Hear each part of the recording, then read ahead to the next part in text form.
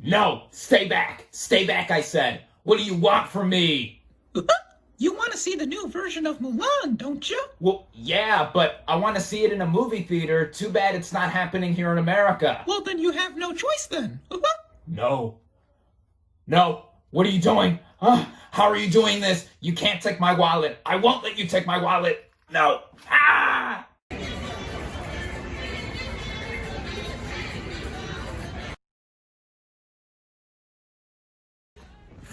Welcome. I'm back.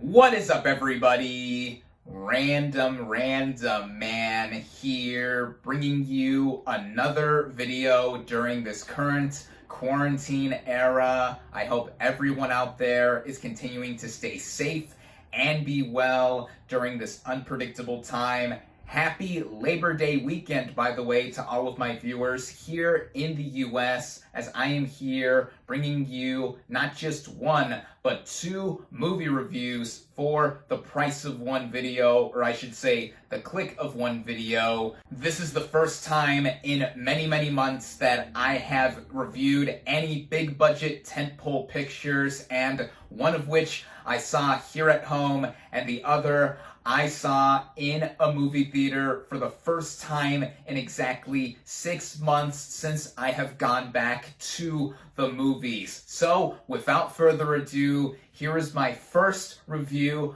of this video, and it is for the 2020 live-action remake of Mulan. Based on the 1998 Disney animated film of the same name, which in turn is based on the Chinese folklore, the Ballad of Mulan, the plot of this action drama basically follows our title heroine, played by Liu Yifei, who masquerades as a man in order to prevent her ailing father, played by Zima, from fighting in the Imperial Army, which has been called up by the Emperor, played by Jet Li, to ward off against northern invaders.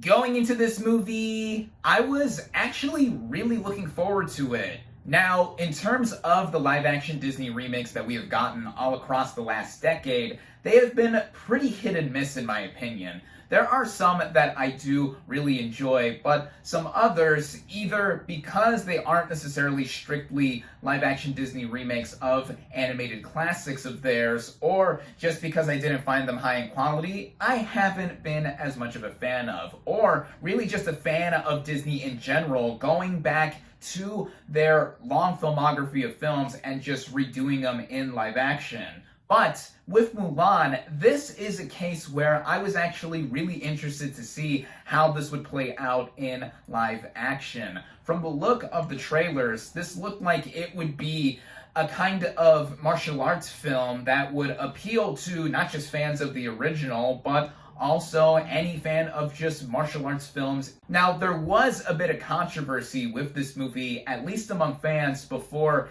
it was even released, because it was known that this was not going to be a musical, so none of the famous songs from the original are here, and there wasn't going to be certain characters like Mushu, voiced hilariously by Eddie Murphy. This I didn't mind before seeing the film, as if you want to know briefly my thoughts on the original 1998 film, I enjoyed it. I remember liking it when I saw it years ago by now, but I never had a real fond attachment to it. It certainly isn't one of my favorite or go-to Disney films that I watched over and over when I was a kid. Given the fact that the live-action remake was going to be so different from the original animated film, I made a staunch decision to not go back and watch it so that I would be inevitably inclined to compare both films, and I was just focused on watching the movie on its own as a film. And I was also confident in the director Nicky Caro, who has previously directed films such as Whale Rider, which is such a sensible and soulful, beautiful film, and McFarland USA, starring Kevin Costner, which I also found to be solid. Now, we have since gone through many months of an ongoing pandemic right now, and Disney has ultimately decided to cancel the theatrical release of the film here in the US and instead opted to release it through Disney Plus but with premiere access, meaning that we would here, at least in the US, have to fork over $30 just to access the film before everyone else can with their Disney Plus subscription in December. With that out of the way, what did I think of this film ultimately? Well, starting out with the cast and their performances, we have Liu Yifei as our title heroine, Hua Mulan. Now, this is her American film debut, herself being a native of China. This cast is filled with either Chinese actors or Chinese American actors, and I think that Liu really captured the spirit of the character of Mulan. This also has to do with how her character is immediately set up in the opening scene, which I'll get to within the writing of the film, but in terms of how she embodies the character of Mulan and how she is with her physicality, and also with what she is trying to represent ultimately, I found her to be a compelling lead. The rest of the supporting cast I mostly dug as well. There is Zima as the stern yet sensible father of Mulan. I thought the dynamic between him and Liu really brought out the father-daughter kind of relationship that they have, even with the brief screen time that Ma had here. There's also Jet Li, martial arts legend Jet Li, as the Emperor of China. It's always nice to see him in just about anything he pops up in, though I noticed that his lines for the film were dubbed over by another actor, which I found a little strange because Jet Li knows English really well, and I've seen him speak. There's also the villains of the film. Jason Scott Lee plays Bori Khan, the leader of the Northern Invaders, known as the Rorons, and I thought he was menacing to an extent. He's basically a standard villain, if you would. He's modeled after the villain in the original Mulan film, though he is a different character. But the villain character that I felt more compelled by was the one played by Gong Li. She plays a shape-shifting witch who has some confrontations with Mulan herself and is basically the antithesis or the evil version of Mulan. And the final two actors I have to give worthy mention to is Yosan An as an ally to Mulan and Donnie Yen as the commander of the Imperial Army. An's character is also the eventual love interest to Mulan, and it's clear that these characters have been split off from the main love interest in the original Mulan film, as it's been stated by the filmmakers that they did not want in a live-action version of Mulan to have the title character fall in love with her commander. And I thought that was a conscious choice. And with Donnie Yen, another martial arts legend, he is Donnie Yen. I like him as well in just about everything I see him in, and some of his skills are put on display. And An, as the ally and eventual love interest to Mulan, I thought he was a fine character. He didn't stick out to me that much, especially because he didn't show his love interest kind of demeanor that much in the movie. But all in all, I thought that the performances here were well portrayed. The writing of this film, as I mentioned before, does make a lot of things clear in major changes being done to the original 1998 film, which, as I said, I didn't mind going into the film. There was an attempt here to try to make the movie more grounded, though there are elements of magic and just supernaturality all throughout, so it's not completely fully grounded. I say this because within the opening sequence of the film, there is a big change to Mulan's character in that she has power within her known as Qi that makes her already have honed her skills since childhood in knowing how to fight and move quickly like a warrior. And with that change being done, I know a lot of people have drawn a lot of comparisons to Disney's own Captain Marvel, but I think the big difference here is that with what is explained later on with Qi, it's not just something that one person has in necessarily being the chosen one. There's a line by Donnie Yen's character that does explain that about halfway or so through the film. With that being clear from the beginning, I did not think that was something that affected the narrative to a negative extent. I thought that it immediately set up something different. Since there are no musical numbers in the film either, we do get references and instrumental versions of classic songs from the original throughout. the plot does get going pretty quickly, and once Mulan does suit up and go join the Imperial Army, the film, I thought, worked at a very nice pace. The movie runs at just under 2 hours, and I think coupled with the direction by Niki Caro, I thought it moved along with a good sense of ebb and flow. And I found this to be connected with Caro's previous film, Whale Rider, also starring a female lead who is spiritually within her, trying to show her potential despite a very male-centric environment that she is in. Now, I don't think that Mulan is as nuanced as Whale Rider, though. That film is a smaller indie film that is much more intimate with its themes and its characters, while Mulan is a larger, more sprawling, epic martial arts film of sorts when it does get into the action. And speaking of that, the way it is all helmed, I think that is pretty standard for what it does. It is a westernization of what one may have seen in Eastern martial arts action films. Crouching Tiger, Hidden Dragon, and Hero This Is Not, as we don't get long takes with the choreography at play here. It is well choreographed and it's well staged with the stunt ensembles. Liu Yifei herself actually did most of her stunts while playing Mulan too, which was cool to see, but in the way it is all cut together, I think it is sporadically sequenced. That is one major issue I have with the film in general. It doesn't just go in the way of the action. Across the movie, during montage sequences, there are quick, fast edits throughout that aren't rapid fire per se, but they don't linger on shots for very long. And in going back to the action, there is a reason why the action is cut this way. This is the first live-action Disney remake to be PG-13.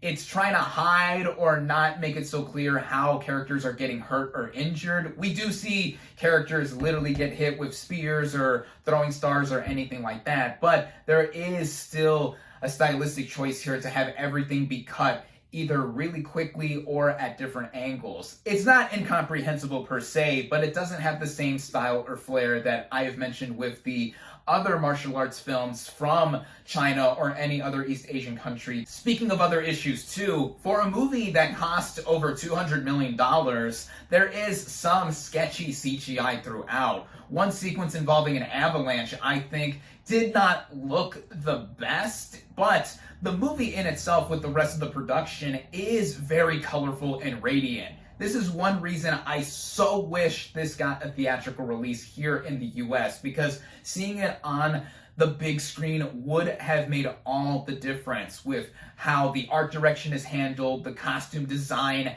everything like that. It looks so beautiful. The way I saw this film at home, though, was better than how I would usually watch movies. I had my Chromecast hooked up to my projector, going to my 80-inch screen in my backyard under the pergola that is there, and it looked stunning. All in all, I enjoyed this live-action remake of Mulan. It is one of the better reimaginings of a Disney classic that we have gotten thus far. I'm not saying it's one of the very, very best, but in what it does uniquely and differently to the original film, and in comparison to how the other reimaginings of Disney classics have stacked up in comparison, this one stands out in a positive way, in my opinion. Yes, there are going to be diehard fans out there that are going to miss all the songs, musical numbers, and some comedic relief, but I think that what is there, and speaking of the music actually, I thought that was well orchestrated as well. Over the credits, we do get Christina Aguilera's new rendition of Reflection. Mostly everything that is here, I think, will be enough to entice fans to want to give this film a watch, or if they're not so inclined to see it right away, wait until December so that they can watch this movie for free with their Disney Plus subscription. I know that there are many who are still opposed to this $30 premium fee to be able to access this film, but it's there. I have spent more money on more useless things though, so there is that. Make of it what you will, and it's ultimately your decision if you want to access this movie early, but I recommend Mulan. My final verdict for Mulan is 3.5 out of 5 stars.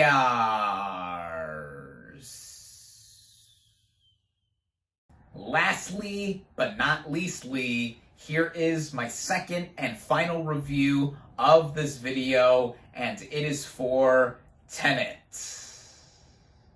Now, the plot of this spy film basically follows a secret agent played by John David Washington who manipulates the flow of time in order to prevent World War III.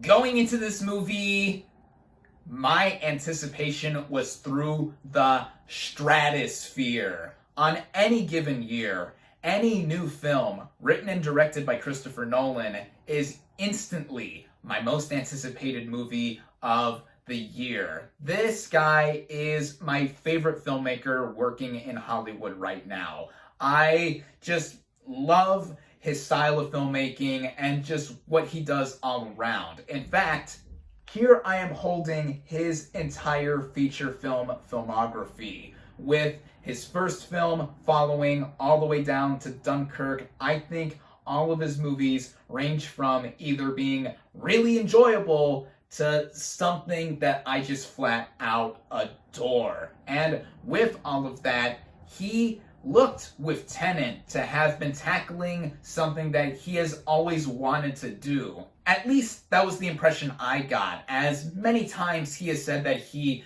has wanted to direct a James Bond movie. But here, given that Tenet is a spy film, he has done so, but of course with the Nolan-isms that one would expect, in it being very twisty and mind-blowing. And that is what I anticipated with this film, and seeing all of the marketing and it being the first film that I saw back in theaters in exactly 6 months. The last time I was at the movies before seeing Tenet was on March 5th, which is when I saw Disney Pixar's Onward. It just felt so good to be back, as I mentioned in the intro of this video. And to briefly go over how I felt with my first time being back at the movies, it was mostly pretty positive, I would say. It was basically what I expected. Everyone wearing masks except when consuming concessions. Everyone was pretty socially distanced out, and there was hand sanitizer everywhere. So yeah,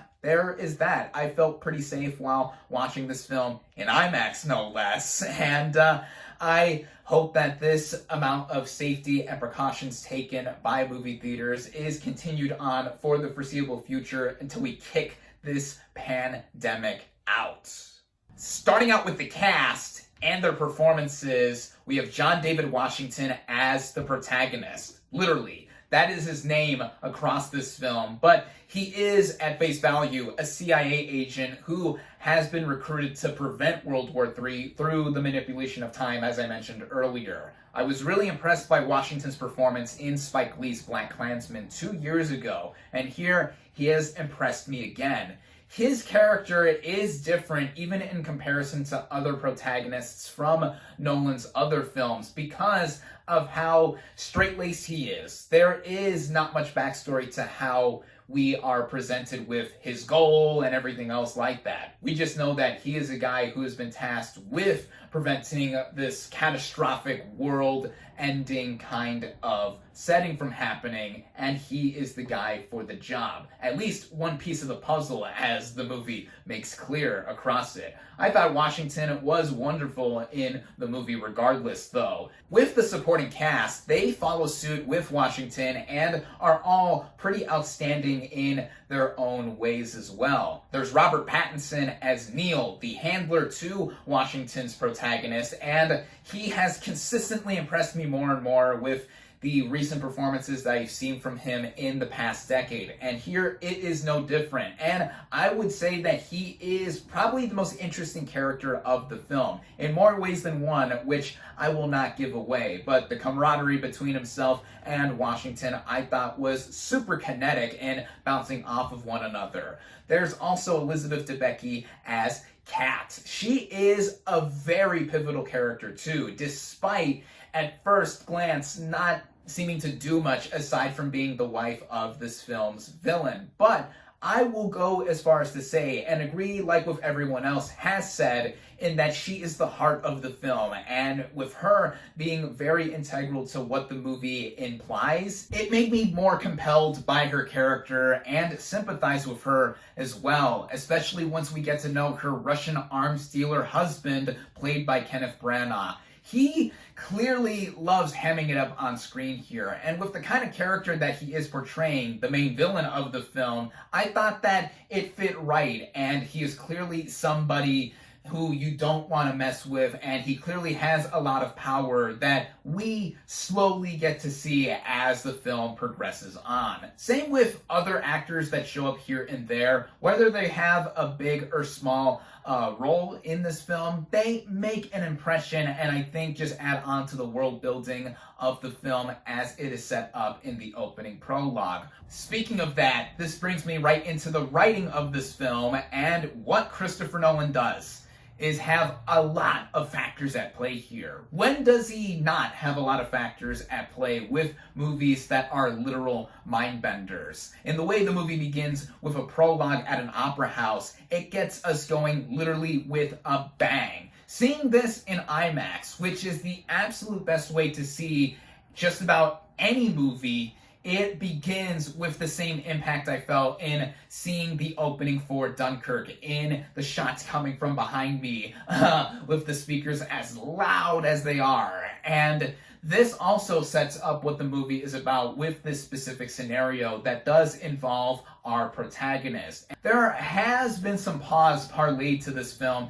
and how the characters are portrayed, impassive in tone, and just how they're developed or underdeveloped, if you would. I think this is similar to what was done with Nolan's previous feature, Dunkirk. I think it is done on purpose, and not because it's trying to leave us completely in the dark as to who these characters are with what isn't explained. As these characters I viewed as proxies in their own story, just like all the various soldiers and other characters in Dunkirk were in us viewing an event that happened during World War II. And here in Tenet, the characters are basically pawns in this huge game or outright plan to not have the world end. There is a lot that we get in terms of information that is through dialogue with characters speaking to each other and visually, because the film does play around with the mechanics of its own universe to an eye-catching degree. And with such high stakes that Nolan has brought with a film like this, the highest stakes of any movie he has made, I would say, it goes without saying here that he directs the crap out of this movie. And I say this too in the same way in how the writing is orchestrated, because when does Nolan not bring us spectacle with any of his films? It goes without saying here, just to get the technical merits out of the way, this movie is an absolute marvel to watch. Through the production design, the way the cinematography is framed, Hoyt van Hoytema, who is a frequent collaborator now with Christopher Nolan, shoots this thing with a precise degree.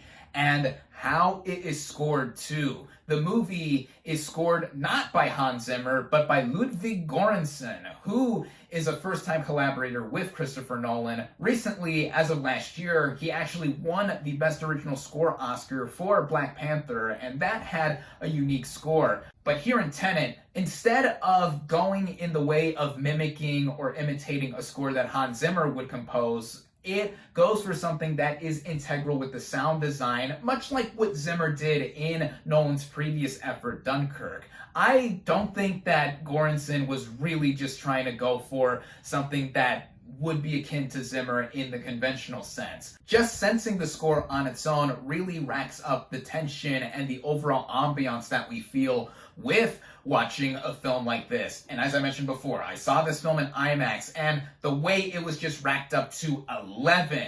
I don't know what it was with the sound system, but the bass, sub-bass, or just how it has been tuned up really got my senses going. Like, the feedback was so strong that the screen and the seat I was sitting in was shaking, and that was made more clear when the credits started rolling and I saw the screen go like that. This is also something that people have commented on in terms of the sound mixing with the film, in that it made the dialogue, or with certain sequences where characters are talking, inaudible.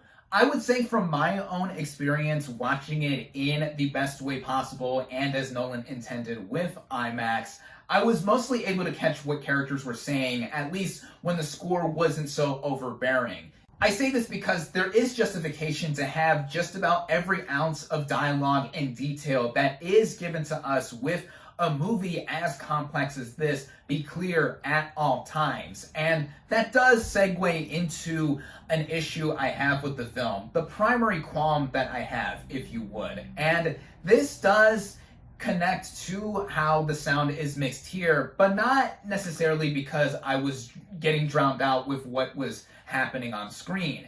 It more so has to do with the impact of when we do get more information, especially after an action sequence, which that brings me to some of the action as well, as wow.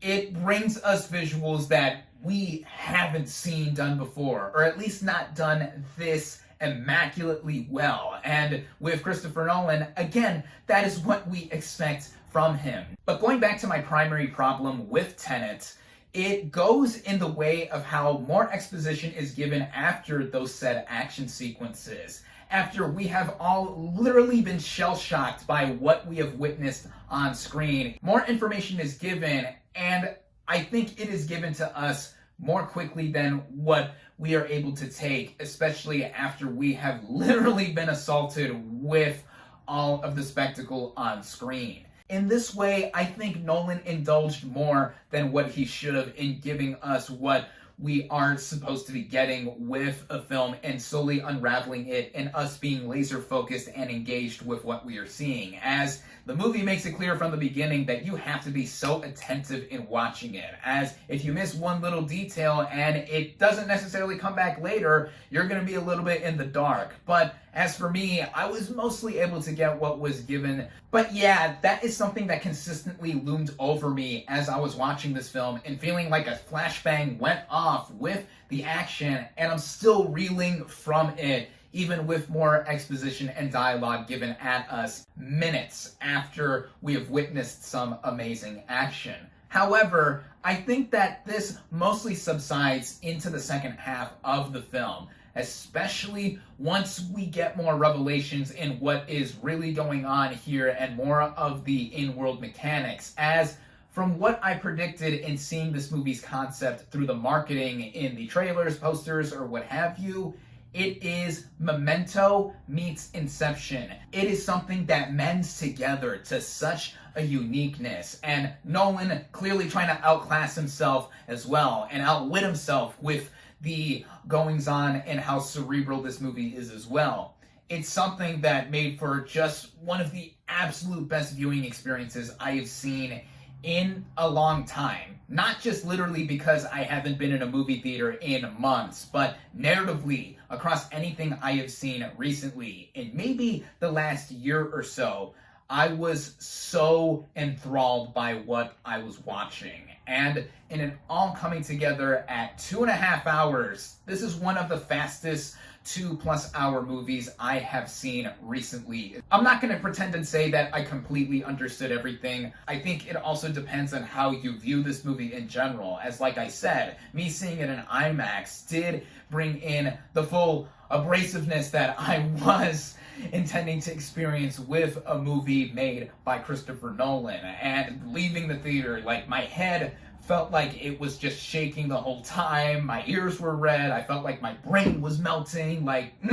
It's a true headache inducer, but I think in the best way, and I couldn't think of a more fitting film to have my first experience back to the movies. It just goes to show that we have an invaluable filmmaker in Christopher Nolan and bringing us experiences like no other. So if you would, by default, this film is automatically my favorite film of the year thus far, with all of the technical merits taken into account and with how absorbed I was in watching this movie from beginning to end. I love Tenet. I highly recommend it.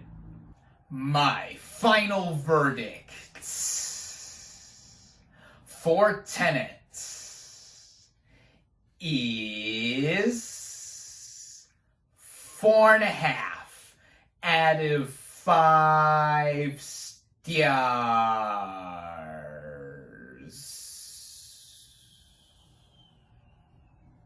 Thank you all, as always, for watching.